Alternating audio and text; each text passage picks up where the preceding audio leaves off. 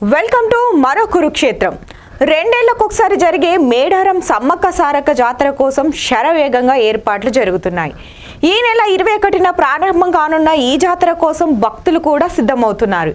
ఈ నేపథ్యంలో మేడారం జాతరకు వెళ్లనున్న భక్తుల సౌకర్యార్థం ఈ నెల 21 నుంచి 24 వరకు ప్రత్యేక రైలు నడపడానికి రైల్వే శాఖ ఏర్పాట్లు చేస్తోంది. కేంద్ర పర్యాటక సాంస్కృతిక శాఖ మంత్రి జి కిషన్ రెడ్డి ఈ విషయాన్ని ప్రకటించారు. గిరిజనుల సంస్కృతి సాంప్రదాయాల సంరక్షణకు ప్రధాని నరేంద్ర మోడీ ప్రభుత్వం చిత్తశుద్ధితో ఉందని ఈ సందర్భంగా కిషన్ రెడ్డి అన్నారు. గిరిజన వర్గాల సంక్షేమానికి పాటుపడతామని ఆయన తెలిపారు.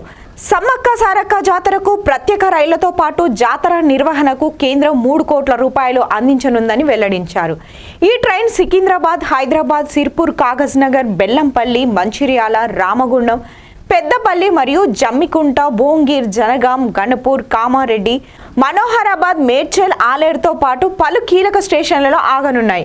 కాగా తెలంగాణలోని ములుగు జిల్లా పరిధిలో వనదేవతలు సమ్మక్క సారక్కల జాతర జరుగుతుంది.